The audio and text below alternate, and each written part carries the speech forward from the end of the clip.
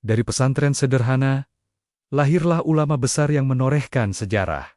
Bukan sekadar guru, tapi pejuang bangsa. Dialah Abah Ajengan Ruhiat. Sebelum kita lanjutkan kisah perjuangan ini, jangan lupa untuk klik tombol like, tinggalkan komentar pendapat kalian, dan subscribe agar tidak ketinggalan cerita inspiratif berikutnya.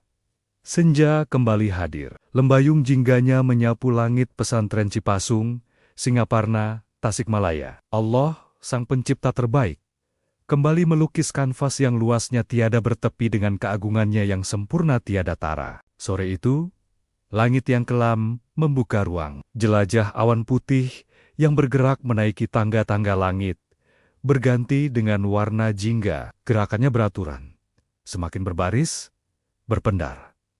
Warna dominan jingga kian menyala nan indah. Tak seperti biasanya, hujan yang turun teratur pada setiap pagi dan sore di Cipasung. Senja berganti menuju waktu malam, ditandai dengan kumandang azan maghrib. Para santri serentak keluar dari kamar masing-masing. Mereka bergegas menuju masjid sebelum azan maghrib dari masjid yang tidak jauh dari asrama pusaka pesantren Cipasung. Para santri putri pun tak ketinggalan berduyun-duyun menuju ke madrasah yang letaknya di pinggir masjid pesantren. Mereka berkumpul untuk mengikuti kegiatan sholat berjamaah, sekaligus kegiatan rutin. Wiridan setelah sholat, dengan berdoa bersama yang dilaksanakan setiap sehabis sholat. Setelah itu, melaksanakan kegiatan rutin mengaji di masing-masing kelas. Lautan santri dengan pakaian seadanya, tetapi menutup aurat, seakan-akan memancar cahaya kesucian. Kesucian niat mereka belajar ilmu-ilmu agama di Pondok Pesantren Cipasung,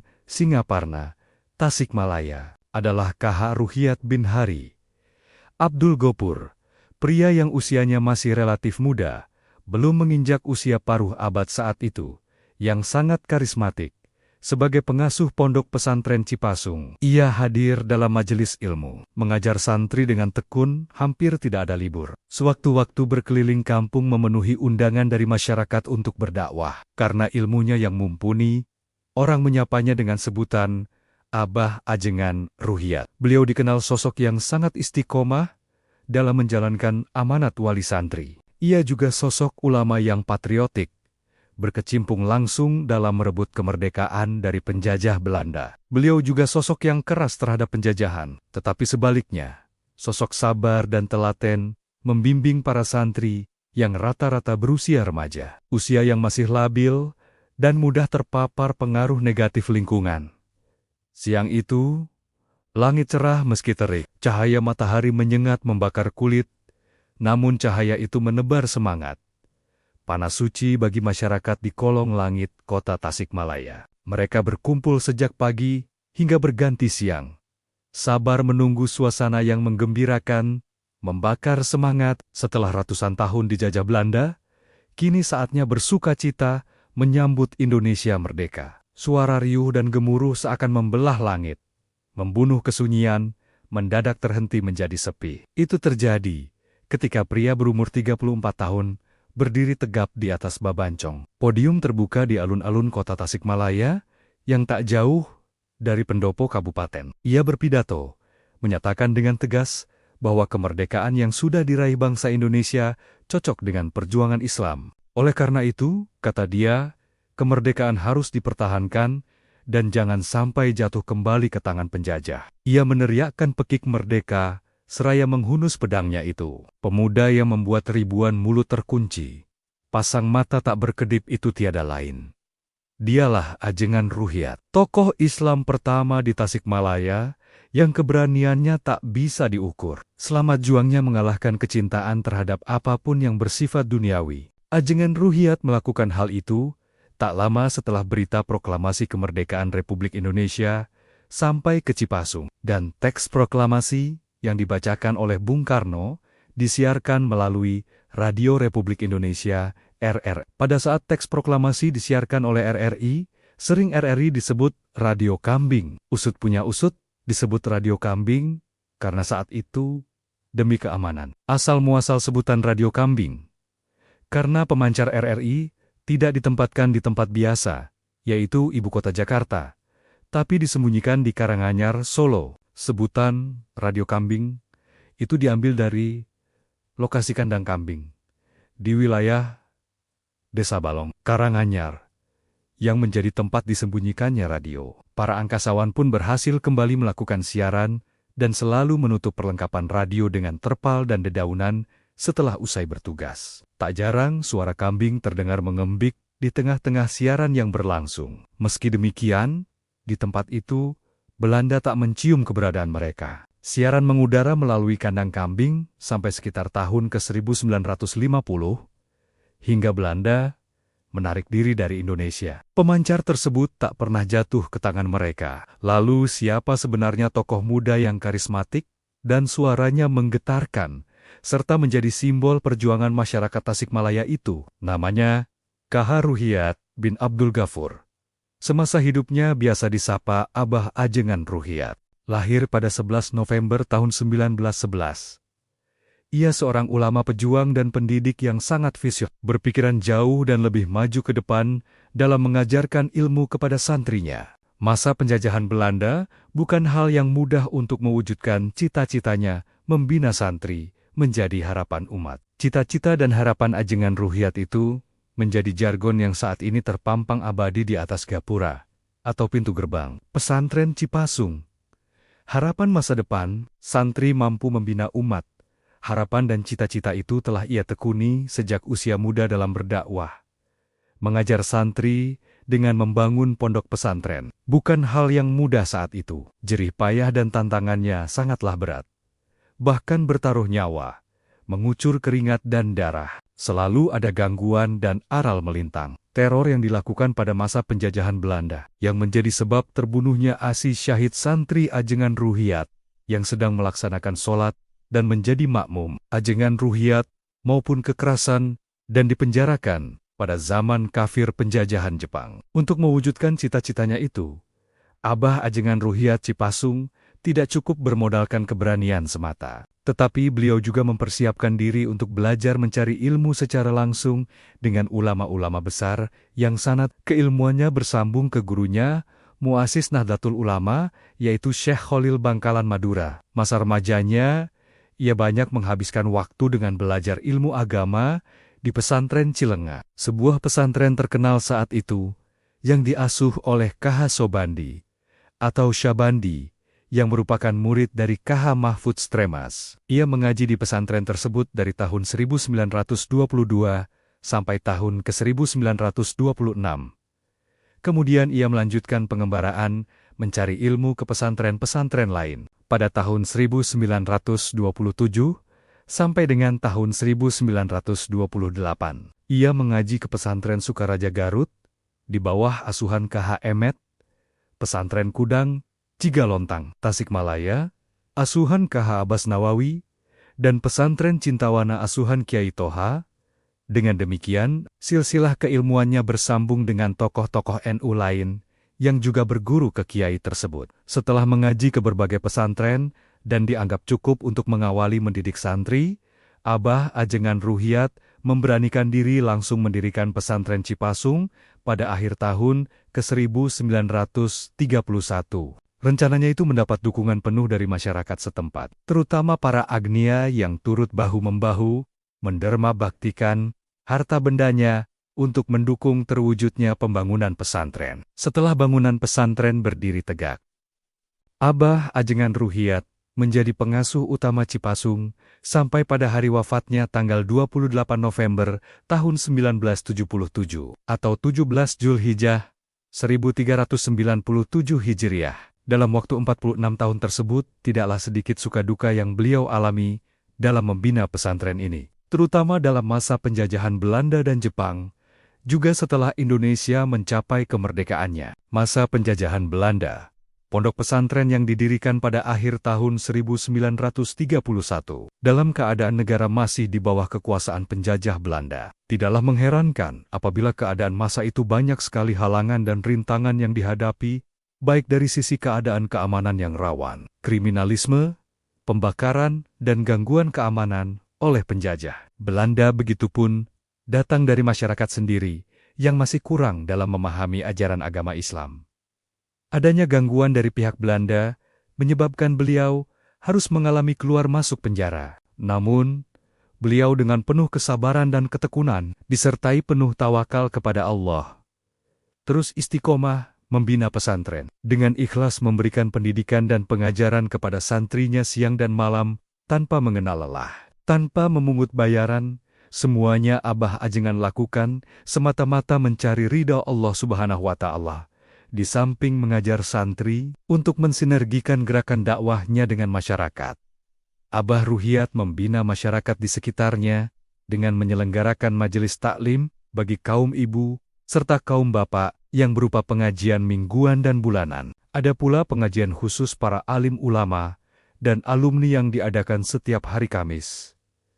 Tantangannya dalam menghimpun santri yang mau tinggal di pondok tak mudah. Abah Ruhiyat sering sekali bersilaturahmi, keliling dari kampung ke kampung, sekadar saling bertegur sapa dengan masyarakat setempat, atau rajin menghadiri undangan berceramah di masyarakat, sambil mengajak anak-anak muda mondok di pesantrennya. Pada mulanya, santri yang menetap di pondok pesantren ini berjumlah kurang lebih 40 orang, yang sebagian besar sebagai modal awal, amanah dari sang guru KH Sobandi. Mereka yang dititipkan adalah yang ikut dari pesantren Cilenga, tempat beliau mondok. Tak sedikit santri yang mengikuti pengajiannya di malam hari saja. Sedangkan di siang harinya mereka kembali ke rumahnya masing-masing. Mereka itu adalah para santri yang berasal dari sekitar kompleks pesantren Cipasung. Abah Ajengan Ruhiyat sudah berpikir cerdas ke depan. Ia tidak hanya mengajak generasi muda untuk mondok, tapi ia merangkul semua aspek, termasuk menjadi pionir mendirikan sekolah formal pertama di Pulau Jawa yang berbarengan dengan berdirinya pesantren sebagai upaya pembinaan agama terhadap anak-anak usia muda. Pada tahun 1935, didirikan sekolah agama Madrasah Diniyah. Sekolah inilah yang pertama kali didirikan di pondok pesantren Cipasung, mengingat telah banyak santri yang dewasa untuk mencetak kader-kader mubalik Islam. Pada tahun 1937, didirikan kursus kader mubaligin, wal musyawirin, KKMN, sebagai suatu arena latihan berpidato dan bermusyawarah yang diadakan setiap malam Kamis. Gerakan Abah Ruhiyat yang berpengaruh besar terhadap masyarakat mulai tercium oleh kolonial Belanda, sehingga dianggap gerakan yang membahayakan yang bisa menciptakan rasa patriotisme generasi muda untuk menentang dan melakukan perlawanan terhadap kolonial Belanda sebagai penerapan dari ajaran Islam tentang jihad. Melihat kuatnya akidah serta jiwa patriotisme yang dilahirkan dari pesantren Cipasung, Belanda menaruh curiga dan beranggapan bahwa pesantren membahayakan kedudukan mereka. Hal ini dapat dibuktikan. Tidak sedikit para kiai dan para dai ditangkap dan dipenjarakan oleh Belanda. Pada tahun 1941, KH Ruhiyat beserta KH Zainal Mustafa ditangkap dan dipenjarakan di Sukamiskin selama 53 hari. Meski Abah Ruhiyat menjalani waktunya di jeruji besi, kegiatan belajar mengajar di pesantren Cipasung tidak boleh kosong. Selama menjalani masa tahanan itu, pengajian diwakilkan kepada KH Saepul Milah dan Ajengan Abdul Jabar. Baru beberapa bulan saja, dikeluarkan dari penjara Sukamiskin, tepatnya pada tanggal 6 Maret tahun 1942. Beliau bersama puluhan kiai lainnya ditangkap lagi dan dipenjarakan di Ciamis. Namun berkat pertolongan Allah Subhanahu wa Ta'ala, pada tanggal 9 Maret tahun 1942, Belanda dapat dipukul mundur oleh Jepang. Abah Ruhiyat bersama kiai lainnya dibebaskan kembali setelah menjalani hukuman penjara selama 3 hari. Masa penjajahan Jepang, pada masa ini, pendidikan di pondok pesantren Cipasung dapat dikatakan melangkah lebih maju, yaitu dengan diizinkannya para santri putri mengikuti pengajian kitab besar bersama santri putra. Sebelumnya, santri putri hanya mengikuti pengajian kitab-kitab menengah, seperti Alfiyah, Fathul Mu'in, dan lain sebagainya. Yang menjadi angkatan pelopornya adalah Ibu Haji Sua, yang berasal dari Cilampung, Lewi Sari.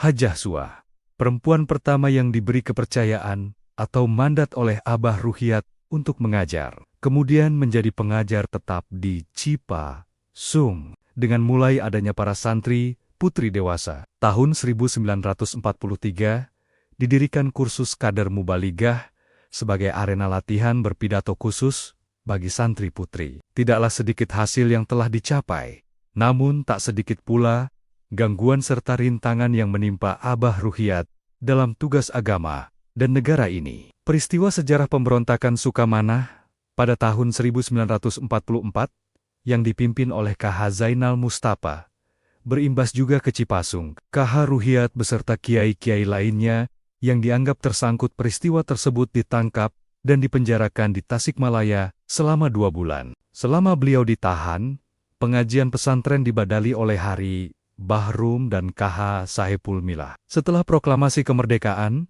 dengan diproklamasikannya kemerdekaan RI pada tanggal 17 Agustus tahun 1945, berarti tidak ada lagi negara asing yang menjajah tanah air kita. Sejak itu, bangsa Indonesia mulai membangun negaranya dalam berbagai bidang. Setiap komponen bangsa ikut mempertahankan serta mengisi kemerdekaan yang telah dicapai. Demikian pula halnya KH Ruhiyat yang terjun dalam dunia pendidikan pesantren. Dengan diproklamasikannya kemerdekaan ini, beliau dapat mengembangkan pesantren yang diasuhnya, baik dalam pendidikan agama maupun pendidikan umum. Hal ini dibuktikan dengan didirikannya beberapa lembaga pendidikan sekolah di pesantren Cipasung. Meskipun negara kita terlepas dari genggaman penjajah, namun ketika itu keadaan negara masih belum stabil.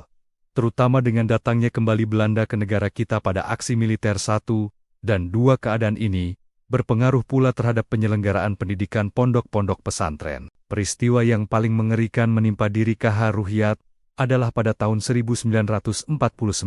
Waktu beliau sedang melakukan sembahyang asyar bersama 3 orang santrinya. Sejumlah tentara Belanda berusaha membunuhnya dengan melepaskan tembakan ke arahnya. Namun berkat pertolongan Allah Subhanahu wa Ta'ala, tembakan tersebut meleset dan hanya mengenai para santrinya, yaitu Abdul Rojak dari Tawang Banteng dan Mamun dari Rancapaku. Keduanya gugur sebagai syuhada, sementara santri yang satu lagi bernama Ane mendapat cedera pada kepalanya. Selain itu, ada pula santri lainnya yang tertembak ketika mereka berada di depan asrama, yaitu Abdul Alim yang gugur dan Zainal Mutakin yang terkena peluru pada bagian punggungnya. Sedangkan KH Ruhiyat ditangkap dan dipenjarakan di Tasikmalaya selama 9. Beliau baru dibebaskan kembali setelah pengakuan kedaulatan RI pada tanggal 27 bulan Desember tahun 1949. Selama beliau ditahan, pengajian dan mengajar santri di pesantren dipegang oleh ajengan putranya, yaitu KH Moh Ilyas Ruhiyat. Dengan beraneka ragam ujian serta catatan pahit perjuangan yang dialami itu, beliau tetap istiqomah dan penuh tawakal kepada Allah. Dengan sikap teguh itu, pesantren pun tidak terseret gelombang zaman, apalagi hanyut tenggelam di telan pancaroba zaman. Kondisi itu justru menjadi cambuk untuk lebih suburnya pertumbuhan perkembangan pesantren Cipasung. Sejumlah lembaga pendidikan sekolah didirikan pesantren Cipasung setelah Indonesia merdeka. Pada tahun 1949, didirikan Sekolah Pendidikan Islam SPI. Di sekolah ini, selain pendidikan agama, diberikan pula pengetahuan umum. 5 tahun kemudian, pada tahun 1953, sekolah ini berubah nama menjadi Sekolah Menengah Islam Pertama, SMPI, dan mendapat status diakui pada tahun ke-1985.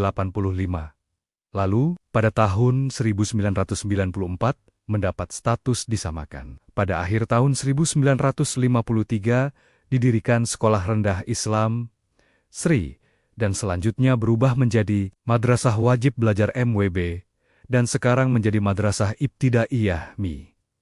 Tak cukup di situ dalam mendirikan sekolah formal. Sebagai kelanjutan dari Madrasah Ibtidaiyah dan SMPI, pada tahun 1959, didirikan pula Sekolah Menengah Atas Islam SMA. Cita-cita beliau untuk lebih jauh mengembangkan pesantren yang diasuhnya tidak hanya berhenti sampai di situ. Beliau ingin pula membuka jenjang pendidikan yang lebih tinggi dengan didirikannya sebuah perguruan tinggi Islam, yaitu 5 hari sebelum meletusnya G30 SPKI pada tanggal 25 September tahun 1965.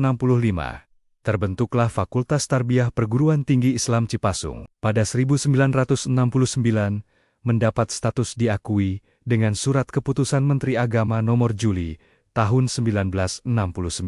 Lalu statusnya meningkat menjadi disamakan. Pada tahun 1969, didirikan pula sekolah persiapan IAIN, yang kemudian pada tahun 1978 berubah menjadi Madrasah Aliyah Negriman. Pada tahun 1970, didirikan pula Fakultas Usuluddin Filial Cipasung. Akan tetapi, dengan adanya pemusatan induknya, maka fakultas ini hanya berjalan 2 tahun saja. Pada tahun 1992, didirikan pula Madrasah Sanawiyah Cipasung, MTS. Semua lembaga pendidikan tersebut berada di bawah koordinasi Yayasan Pesantren Cipasung. Perjuangan Abah Ajengan Ruhiat sangatlah luar biasa. Tidak hanya aktif di dunia pesantren saja, namun beliau aktif pula dalam Jamiah Nahdlatul Ulama.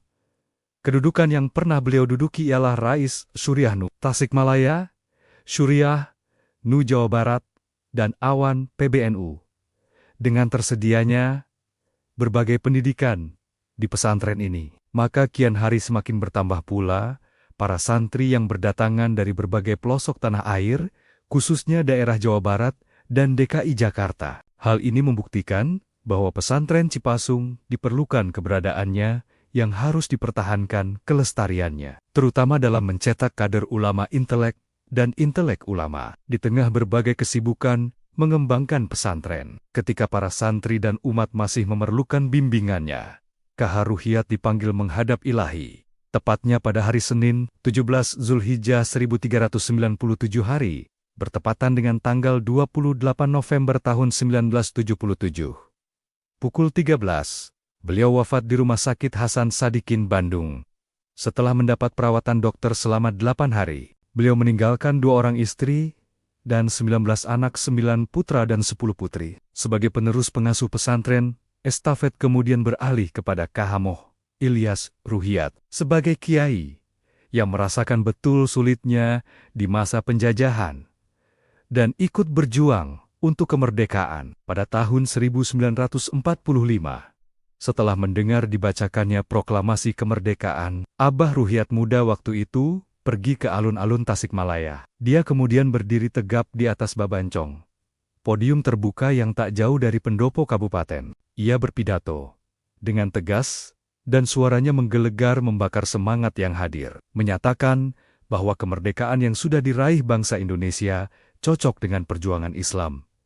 Oleh karena itu, kata dia, kemerdekaan harus dipertahankan dan jangan sampai jatuh kembali ke tangan penjajah.